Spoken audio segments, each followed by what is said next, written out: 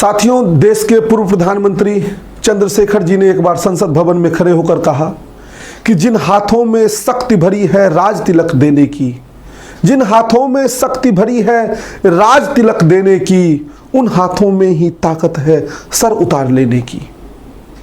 जंतर मंतर पर हुई कल की घटना ने मन को स्तब्ध कर दिया है। क्या यही लोकतंत्र है? लोकतंत्र और लाठी तंत्र में क्या कोई अंतर नहीं है? क्या विरोध का हर स्वर एंटी नेशनल है? क्या व्यवस्था से जवाब मांगना इस देश में अपराध है?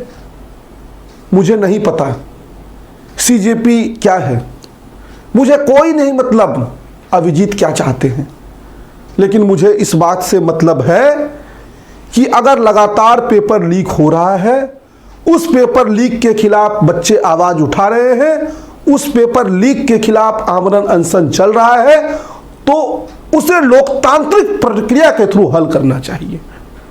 क्या सोनम वांगचुक जी को जिस तरीके से उठाया गया, यह लोकतंत्र है? इस देश में लोकतांत्रिक प्रणाली को स्थापित करने के सैकड़ों उदाहरण हैं। तमिलनाडु में एक रेल दुर्घटना होती है। रेल दुर्घटना के बाद तत्कालीन रेल मंत्री श्री लाल बहादुर शास्त्री ने तुरंत इस्तीफा दे दिया। वो भी चाहते तो तकनीकी भाषा का प्रयोग कर सकते थे। क्या लाल बहादुर शास्त्री जी रेल चला रहे थे? क्या लाल बहादुर शास्त्री जी ने पटरियां बिछाई थी? क्या लाल बहादुर शास्त्री जी ने सिग्नल दिया था? लेकिन उन्होंने तकनीकी भाषा का उपयोग नहीं किया। उन्हें इस बात का एहसास हुआ कि जिस व्यवस्था की शीर्ष पर वो बैठे हुए हैं और उस व्यवस्था के कारण अगर सैकड़ों परिवार का आंसू आज छलक रहा है, तो उस आंसू, उस पीड़ा को महसूस करने की आवश्यकता है और शायद इस्तीफे से उनकी पीड़ा कुछ कम हो जाए। उन्होंने इस्तीफा दे दिया। आधिकारिक दस्तावेज कहते हैं कि उनके प्रयत्न से इस्तीफा हुआ, उनके ऊपर इस्तीफा का बहुत दबाव भी नहीं था। लेकिन आज की सरकारें क्या कर रही हैं? और इस्तीफा केवल ये 4 शब्दों का अपराध स्वीकरण नहीं है। लाल बहादुर शास्त्री के ही मामले में आप देखें कि इस्तीफे के बाद वो आगे चलकर देश के प्रधानमंत्री बनते हैं और इस देश की जनता ने उन्हें इतना प्यार दिया जिसकी कल्पना भी नहीं की जा सकती है। उनके आह्वान पर इस देश में उपवास रखा गया। लाल बहादुर शास्त्री जी ने स्वीकार किया कि नैतिक जिम्मेदारी हमारी है।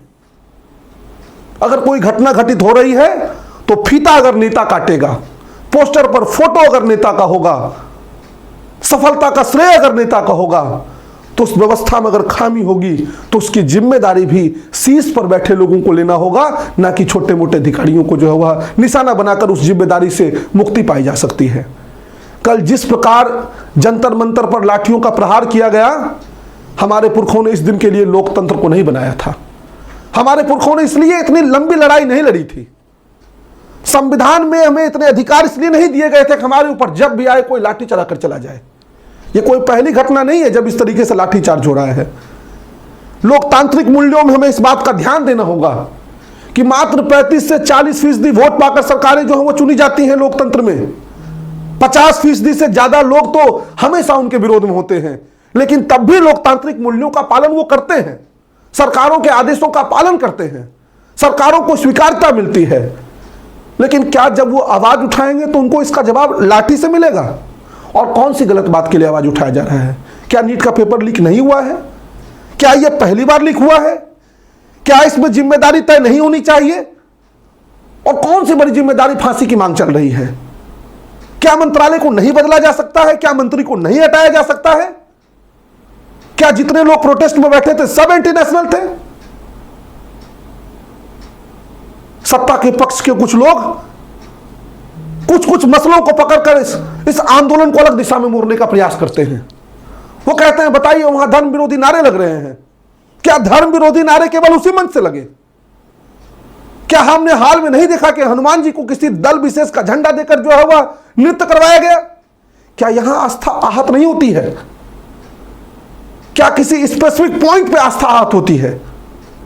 साथियों, कई ऐसे मसले हैं जो मन को भीतर तक झकझोर रहा है कि आखिर हम किस इरा में हैं? आखिर सरकारें चाहती क्या हैं?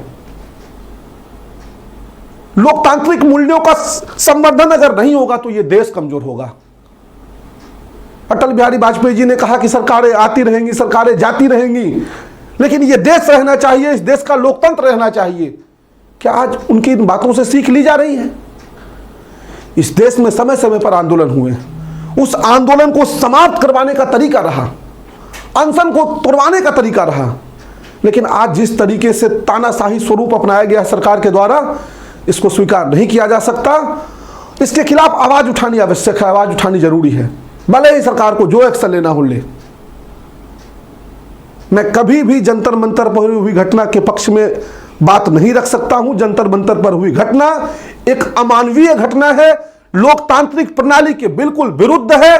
मैंने स्पष्ट तौर पे कहा कि मुझे सीजेपी से कोई लेना देना नहीं, मुझे अभिजीत से कोई लेना देना नहीं, लेकिन मुझे इस बात से लेना देना है कि अगर कोई व्यक्ति धरना पर बैठा है तो लोकतांत्रिक प्रणाली के थ्रू उसकी जिम्मेदारी तय करनी चाहिए, लोकतांत्रिक प्रक्रिया के थ्रू उसका निदान निकाला जाना चाहिए। लाठी और तानाशाही इसका निदान नहीं है। और जो भी लोग आज सरकार के पक्ष में, सरकार के बचाव में, लाठी के पक्ष में अपनी बात रख रहे हैं, वो याद रखिएगा, नंबर सबका आएगा, आपका भी नंबर आएगा। उस दिन आपको यह पता चलेगा कि लोकतंत्र में स्वस्थ लोकतंत्र होना कितना आवश्यक है। आज जिस प्रकार से हर विषय को तोड़ मरोड़ के प्रस्तुत किया जा रहा है, बिल्कुल ही तथ्यात्मक नहीं है, बिल्कुल ही उचित नहीं है। इसके खिलाफ कार्रवाई होनी चाहिए और अब तो धर्मेंद्र प्रधान को इस्तीफा देना ही देना चाहिए। अब सवाल सिर्फ धर्मेंद्र प्रधान तक नहीं रह गया है, सवाल आगे बढ़ेगा। अगर सरकारें सचेत नहीं होती हैं तो सवाल जो है वो और दूर तक जाएगा। मन में बहुत कुछ है, लेकिन मैं क्या बोलूं और क्या लिखूं ये समझ में नहीं आ रहा है। बस इतना कहना चाहूंगा कि जिनके साथ घटनाएं हुई, आप कमजोर मत महसूस करिएगा। जिनके ऊपर लाठियों का प्रहार किया गया, आप अपने आप को अकेला मत समझिएगा। हम लोग, सब लोग आपके साथ हैं और इस देश में लोकतांत्रिक प्रणाली के खिलाफ जब जब कार्रवाई होगी, हम लोग आपके साथ रहें।